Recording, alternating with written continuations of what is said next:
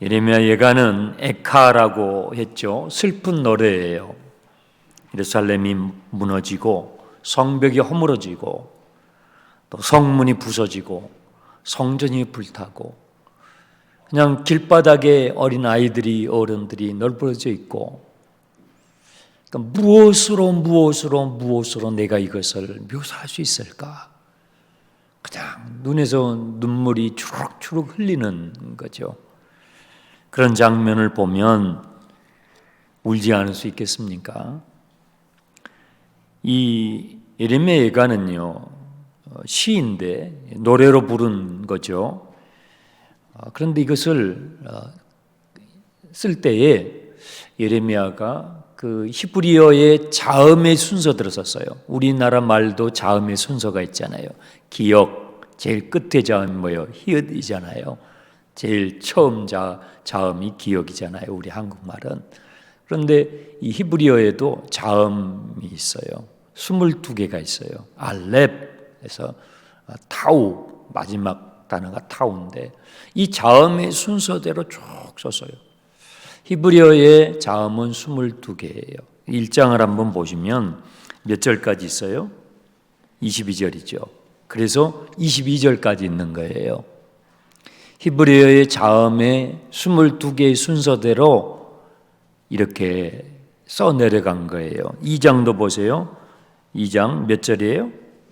그죠? 22구절이죠. 예. 1장도 2장도 4장도 보세요. 4장도 몇 절이에요? 22구절이죠. 이렇게 이 예레미야 예가는 히브리 자음의 순서대로 이렇게 썼어요. 그런데 이 3장은 몇 절이에요? 길죠? 66절이에요.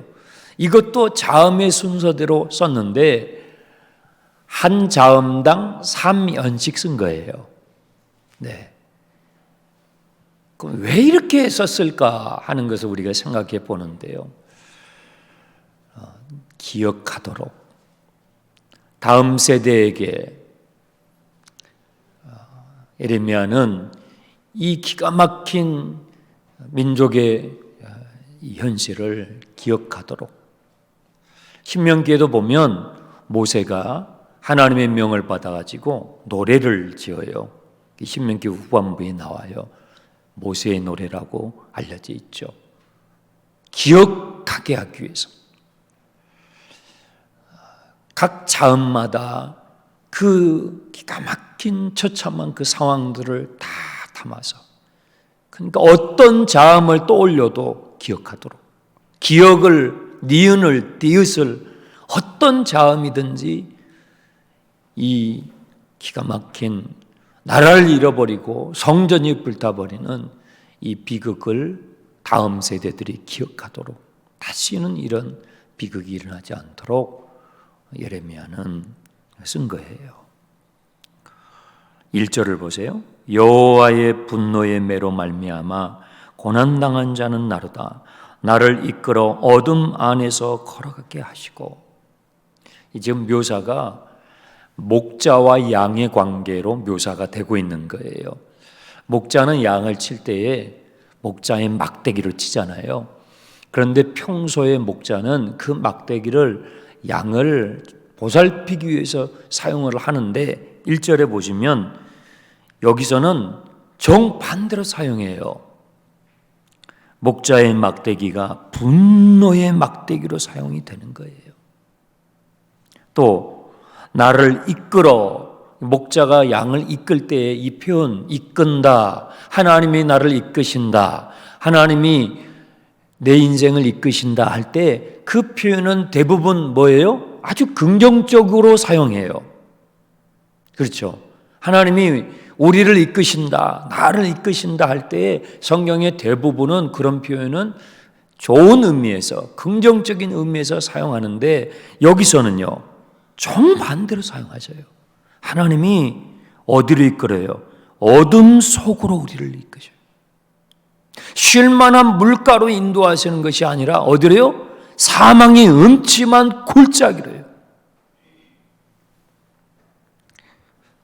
그래서 시편 23편에 목자와 양의 관계를 시로 기록했잖아요. 유대인들은 그것을 시로, 또 노래로, 또 기도로 사용하는데요. 거기에 보면 하나님께서 우리를 쉴만한 물가로만 인도하시는 게 아니에요. 어쩔 때는 사망의 음침한 골짜기로도 지나가게 하죠. 지금 예레미야가 겪고 있는 이 민족적 현실은 뭐예요? 사망의 음침한 골짜기로 하나님께서 분노의 막대기를 쳐서 몰고 가시는 거예요. 나를 이끌어 어둠 안에서 들어가게 하시고 빛 안에서 걸어가지 못하게 하셨으며 종일토록 손을 들어 자주자주 나를 치시는, 이 하나님이 때리시는 거예요. 나의 살과 가죽을 쇠하게 하시며 나의 뼈들을 꺾으시고, 얼마나 아프게 때리시는지 뼈들이 막 꺾어지는 거예요.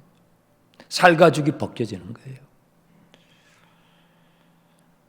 고통과 수고를 쌓아 나를 애우시며 고통과 수고를 마치 벽돌처럼 담장처럼 내 앞에 쌓아서 앞으로도 못 가고 뒤로도 갈 수 없게 내가 가는 길마다 다 막아버리는, 여러분 신앙생활 하시다 보면 이런 일들을 겪어요. 그러면 질문을 하게 되죠. 도대체 하나님 왜 이러시나? 하나님은 누구신가? 인간은 무엇인가? 질문하게 되죠. 유대인들이, 이스라엘 백성들이 경험했던 이 큰 역사적 두 가지 현실, 출애굽 경험 그리고 바벨론 포로의 경험, 이 두 가지 경험은 정반대의 경험이에요. 출애굽의 경험은 쉴만한 물가로 적과 꿀이 흐르는 땅으로 인도하시는 것이라면 바벨론 70년 포로 생활은요, 사망의 음침한 골짜기로 이 어둠 속으로 밀어넣는 거예요. 우리는 한쪽만 되게 생각해요. 그래서 도무지 이게 왜 이런 일이 일어나는가? 우리 신앙생활에 정반대의 국면이 있는 것을 우리는 외면하고 한쪽만 생각하는 거예요. 그래서 우리가 성경을 읽어야 돼요. 주님이 이렇게 하시잖아요. 이스라엘 백성들을 그렇게 인도하시는 목적이 있죠. 우리도 마찬가지죠. 6절, 나를 어둠 속에 살게 하시기를 죽은 지 오랜 자 같게 하셨도다. 어둠 속에 머물게 하셨다는 거예요. 오랫동안 마치 죽은 자처럼 시체가 되도록 하나님께서 그렇게 내모셨다는 것이죠. 나를 둘러싸서 나가지 못하도록, 나가려고 발버둥을 쳐도 나갈 수 없도록 하나님께서 그 어둠 속에 사슬에 묶어서 가둬버리셨다는 것이죠. 내가 부르짖어 도움을 구해도 내 기도를 물리쳐 버리죠. 내가 기도를 아무리 해도 듣지 않으신 것 같은 그런 신앙의 요정들이 있다는 것이죠. 다듬은 돌을 쌓아 내 길들을 막으사 내 길들을 굽게 하셨도다. 그는 내게 대하여 엎드려 기다리는 곰과 은밀한 곳에 있는 사자 같으사. 목자는요, 곰이 나타나면 양을 보호하기 위해서 곰과 싸우잖아요. 사자와 싸우잖아요. 그런데 여기서는 정반대로 목자신 하나님께서 양들에게 곰처럼 나타나시고 사자처럼 나타나서 어떻게 해요? 나의 길들로 치우치게 하시면 내 몸을 찢으셨어요. 곰이 양을 잡아서 찢어버리는 것처럼 사자가 양을 물고 찢는 것처럼 하나님께서 곰과 사자처럼 돌변해서 나를 찢어버렸다는 거예요. 예레미야가 겪는 고통, 예루살렘 사람들이 겪고 있는 그 고통을 기가 막힌 언어로 다 표현한 거예요. 이걸 그 현장에서 보지 않았으면 이런 묘사가 불가능해요. 얼마나 비참했는지. 그러니까 하나님께서 곰처럼 사자처럼 이스라엘 백성들을 물고 막 했다는 거예요. 12절 화를 당겨 나를 화살의 간역으로 삼으시며 화살통에 화살들로 내 허리를 맞춰. 하나님께서 나를 관역으로 그냥 삼으셔가지고 활로 그냥 내 허리를 막 쏴대는 거예요. 참, 이 욥기서가 이랬잖아요. 욥기서와 예레미야서는, 욥기서는 욥의 개인의 경험이었다면 예레미야서는요 민족 전체 경험이었어요. 한 개인에게 하나님께서 이런 일을 주시기도 하고 한 가정에게, 아니 한 민족에게도 하나님께서 이런 일들을 행하실 수도 있어요. 네. 나는 내 모든 백성에게 조롱거리 또는 곧 종일토록 노랫거리가 되었도다. 그러니까 조롱거리가 되는 거예요. 나를 쓴 것들로 배불리게 하시고 쑥으로 취하게 하셨으며, 이 쓴 쑥, 이건 고난을 의미하는 거예요. 쑥은 쓰잖아요. 고난은 써요. 고난이 달콤한 사람은 없지요. 이 고통과 이 고난을 쓴 쑥으로 설명을 하는 거예요. 조약돌로 내 이들을 꺾으시고 돌로 이를 다 깨뜨렸다는 거예요. 죄로 나를 덮으셨도다. 주께서 내 심령이 평강에서 멀리 떠나게 하시고 내 심령에서 평강을 다 빼앗아 가버렸어요. 누가요? 하나님께서 주의 백성들을 이렇게 하셨다는 거예요. 그러므로 18절에 내가 스스로 이르기를 나의 힘과 여호와 하나님께 대한 나의 소망이 끊어져 버렸습니다. 하나님에 대한 희망이 다 사라져 버렸어요.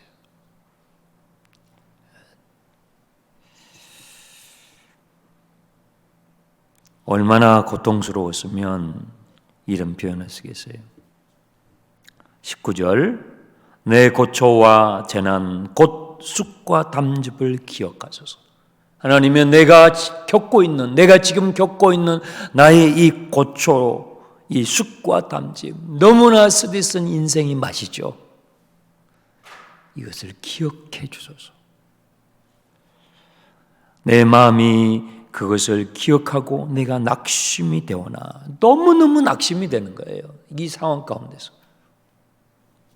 그런데 참 이게 기가 막힌 게요. 21절에 이게 반전이 여기서 일어나는 거예요. 21절 보세요.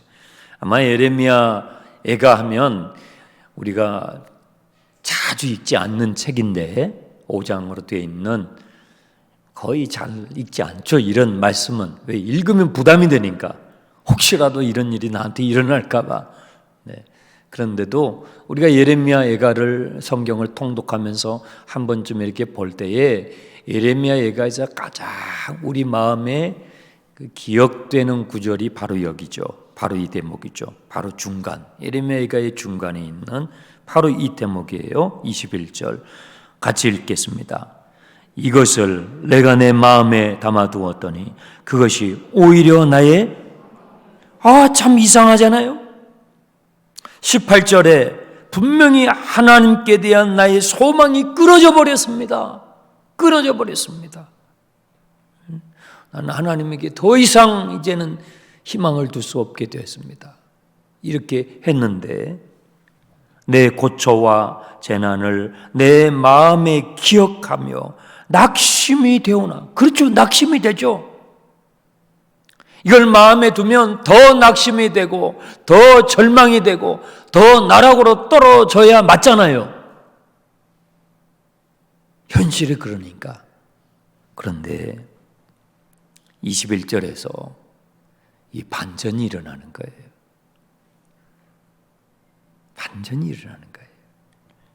이것을 내 마음에 담아두었더니 오히려 나에게 희망이 되었습니다.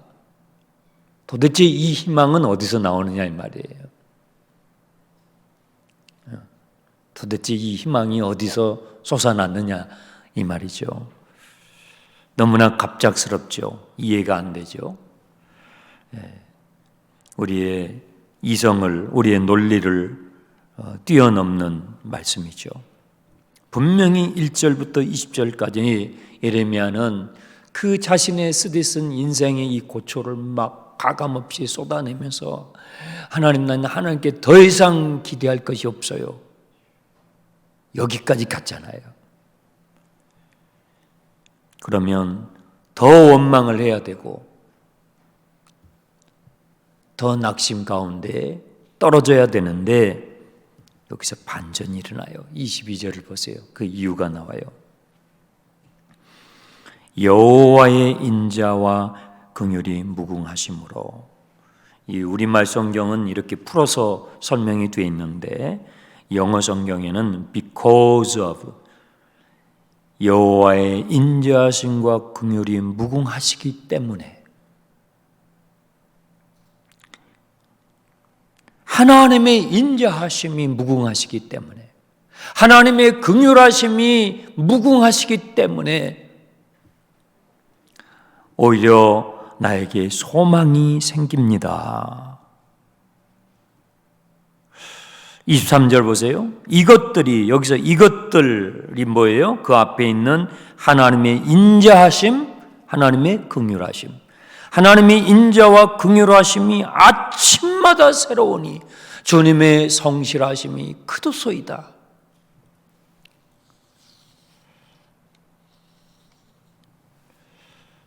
예레미야는요, 아마 낮보다도 밤이 훨씬 더 고통스러웠을 거예요. 그리고 칠흑같이 어두운 그 밤이 되면 정말 아무런 희망의 빛이 없이 이제 끝이구나, 이제 우리는 끝이구나 그랬을 거예요. 그런데 이러한 날이 하루, 이틀, 3일, 한 달 막 갔을 거 아니에요. 시간이 갔겠죠. 그런데 이 예레미야가 조금씩 바뀌어가는 게 있는 거예요. 뭐냐면 그 칠흑같이 어두운 밤이 지나면 여지없이 뭐가 와요? 아침이 오는 거예요. 아침이 오는 거예요. 그 아침이 오면 여지없이 해가 뜨는 거예요. 해가 안 뜨는 아침이 없는 거예요. 꼭 밤이 지나면 꼭 아침이 오는 거예요. 처음에는 그런 것 저런 것이 들어옵니까? 고통스러운 현실, 비참한 현실 밖에는 없죠. 그런데 이제는 끝이구나, 나는 더 이상 일어날 수 없어 하면서 하루하루 지나가는데 어느 날 아침이 오고 어김없이 아침이 오고 있는 것을 발견하는 거예요. 어김없이 해가 뜨는 것을 발견하는 거예요. 아침이 안 오는 날이 한 번도 없고 해가 안 뜨는 날이 한 번도 없어요. 여러분, 내 힘으로 아침을 오게 할 수 있어요? 여러분의 힘으로 해를 띄울 수 있어요? 여러분의 힘으로 어두움을 몰아내는 아침을 오게 할 수 있냐 이 말이에요. 해를 띄울 수 있냐 이 말이에요. 그런데 어김없이 아침이 오는 거예요. 어김없이 해가 뜨는 거예요. 예레미야는 아마 쓰러져서 밤을 보냈을 거예요. 울다 지쳐서 쓰러져서. 그런데 여지없이 오는 아침을 보며 여지없이 떠오르는 해를 보면서 조금씩 느끼게 된 게 있어요. 뭐예요? 여호와의 인자하심과 긍휼하심.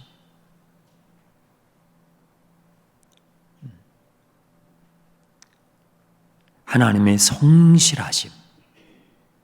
아침마다 여호와의 성실함이 크도소이다. 하나님이 일하고 계시는구나. 어김없이 아침이 와요. 어김없이 해가 떠요. 그건 내 힘으로 오게 할 수 있어요? 내 힘으로 해를 띄울 수 있어요? 없잖아요. 하나님이 일하고 계시는 거라.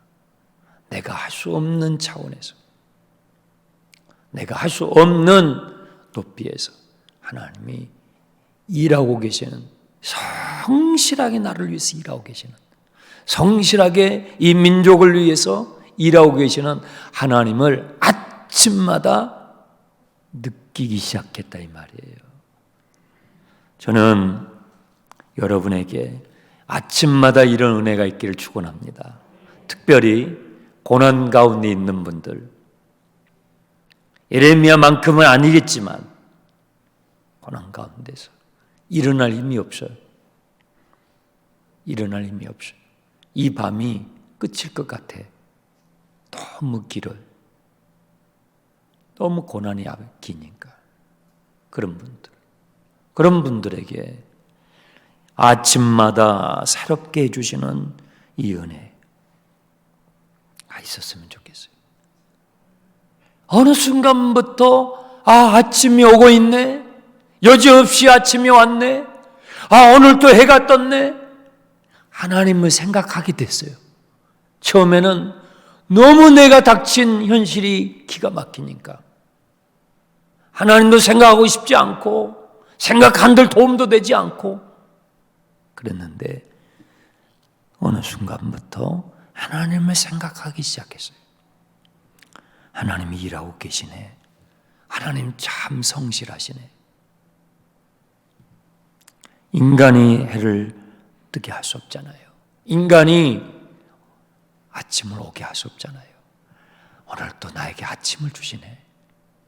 오늘 또 나에게 해를 띄워주시네. 하나님의 성실하신 하나님을 생각하면서 하나님께서 나에게 주셨던 약속을 하나씩 떠올리게 되는 거예요. 그래. 주님이 나에게 아나돗의 땅을 사놓으라고 그랬지. 그게 지금 이미 남의 땅이잖아요. 이미 남의 땅 된 지 오래잖아요. 그걸 기약이 없잖아요. 그런데 하나님이 나에게 주셨던 말씀이 하나씩 떠올라지는 거예요. 그래. 그 바벨론에 사시노 가는 그 사람에게 두루마리 책을 써서 바벨론에 가서 읽게 하고 70년이 되면 이 바벨론은 망하게 되고 포로로 끌려간 유대인들은 다시 돌아오게 될 것을 쓰게 해주셨지. 그리고 거기서 읽게 하셨지. 그리고 그것을 돌에 묶어가지고 유브라데 강에 빠뜨리게 하셨지.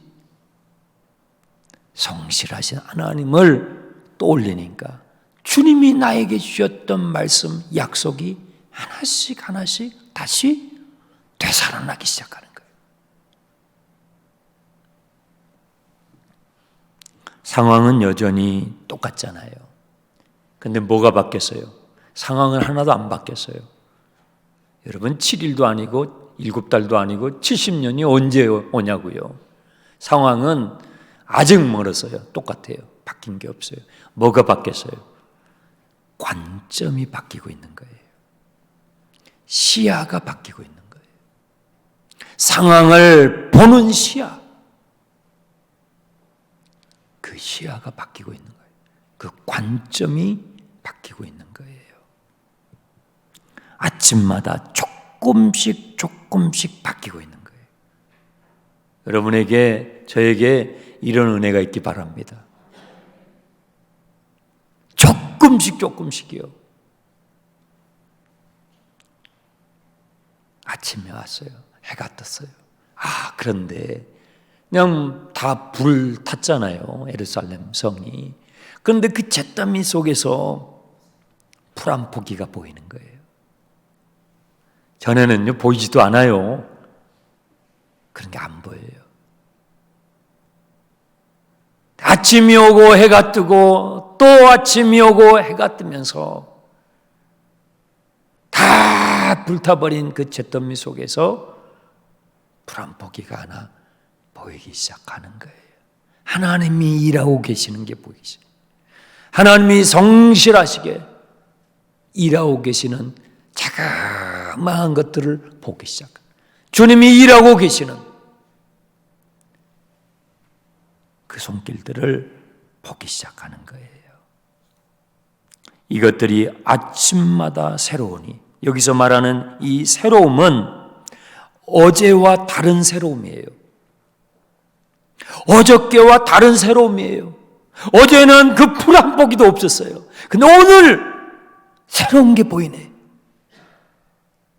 여러분, 오늘은 어제와 다른 새로움이었다니까요.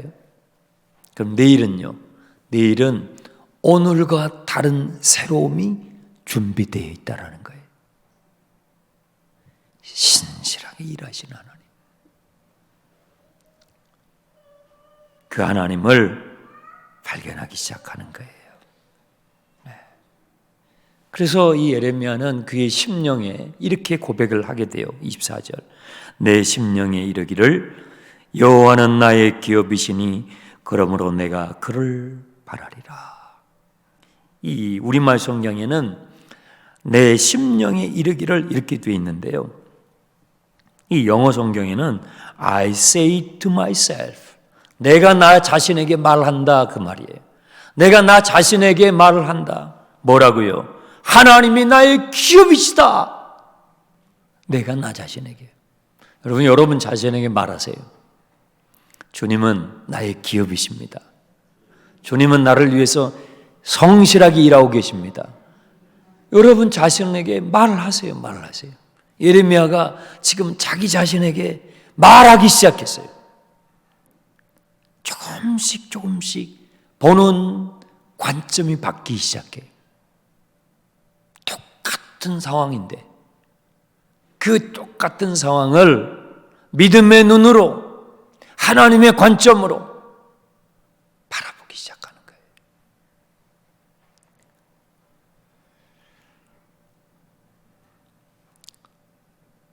우리 그리스도인은요, 고난 가운데서 이렇게 일어나요.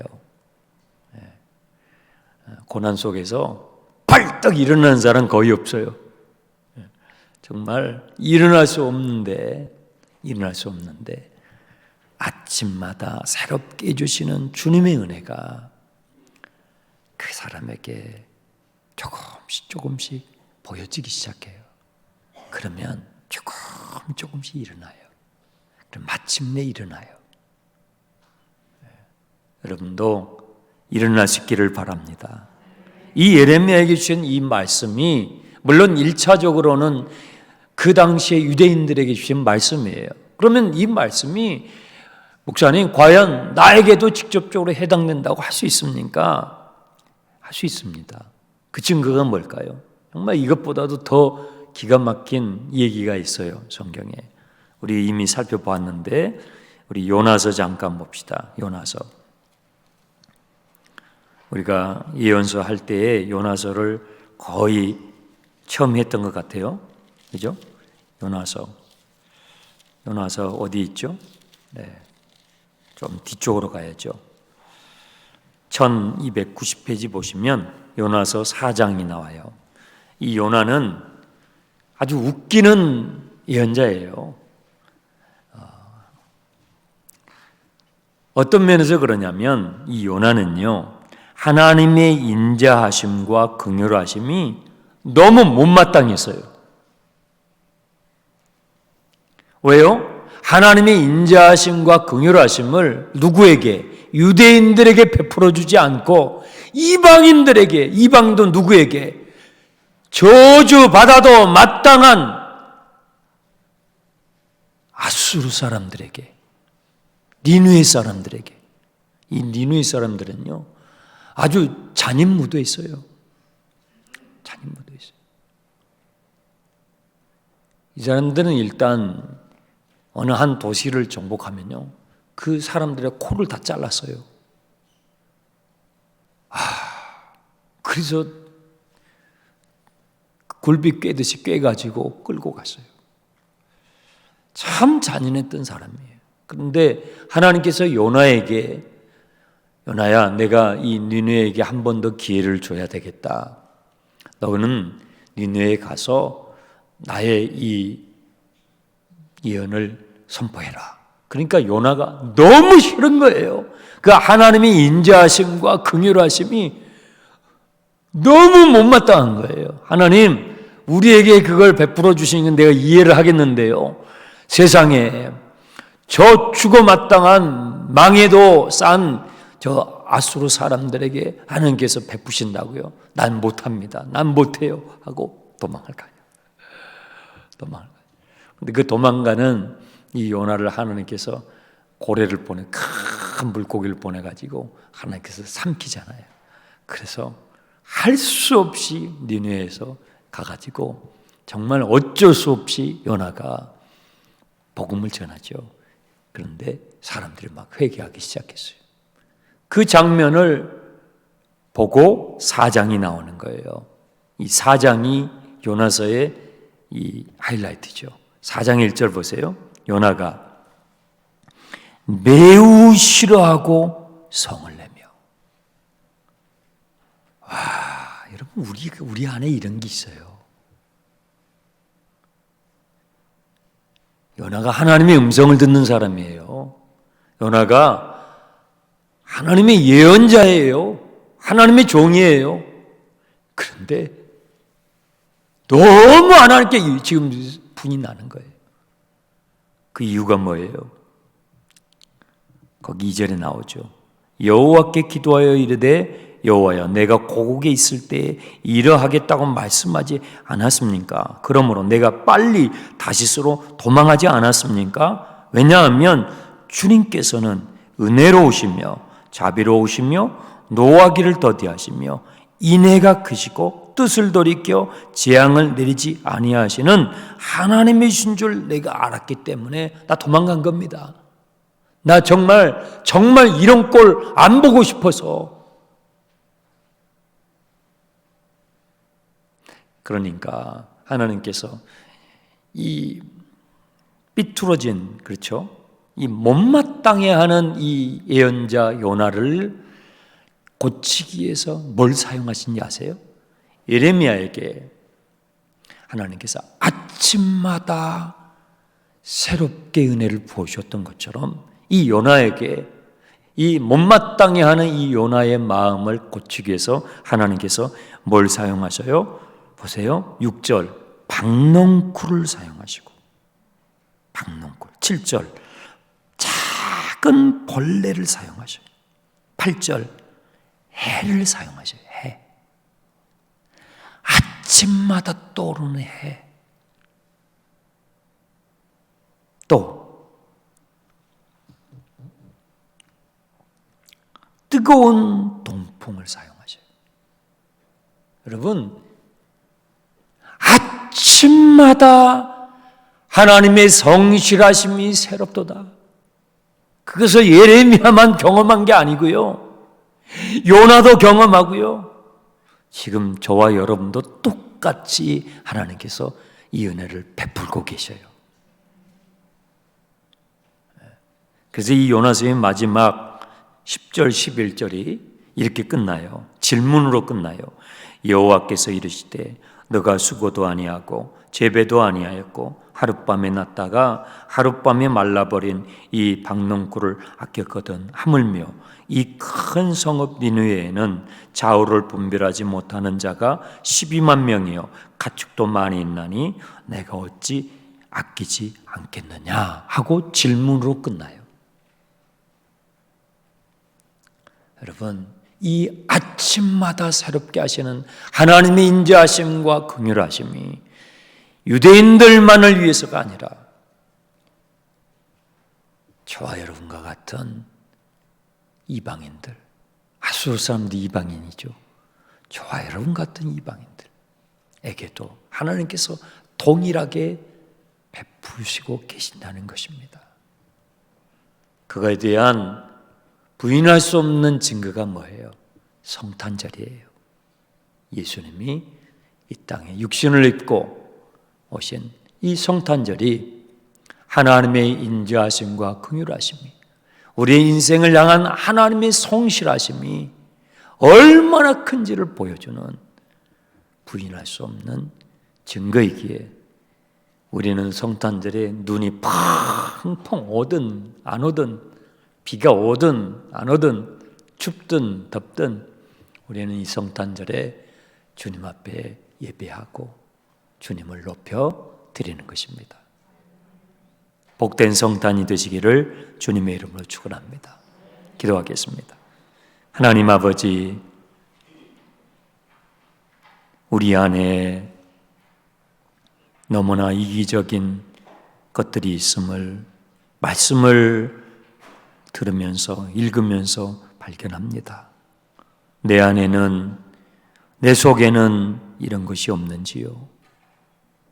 예수를 믿어도 이기적인 나만 주여 우리를 불쌍히 여기소서, 주여 나를 불쌍히 여기소서. 우리 안에 이 이기심을 벗어버리고 주님의 이타적인 주님의 큰 사랑, 아버지 하나님 더 닮아갈 수 있는 주님의 인자하심과 주님의 긍휼하심을 닮아가 우리 목장 안에서, 우리 부서 안에서, 우리의 사역 가운데서 나만, 내 것만, 내 부서만, 내 사역만, 내 목장만 하는 아버지 하나님, 우리의 이 죄성을 불쌍히 여겨주시고 아침마다 새롭게 하여 주옵소서. 고난당하며 눈물 흘리며 주룩주룩 멈추지 않는 슬픔 가운데 있는 우리 주위에 있는 많은 영혼들을 우리 낙원교회가 품을 수 있도록 아버지 하나님, 우리 교회의 모든 중직자들, 우리 교회의 모든 성도들 한 분 한 분에게 이기심을 벗어버리고 주님의 인자하심과 주님의 긍휼하심과 주님의 성실하심을 닮아가는 아버지, 저희들 되도록 은혜를 베풀어 주옵소서. 예수 그리스도의 이름으로 기도합나이다.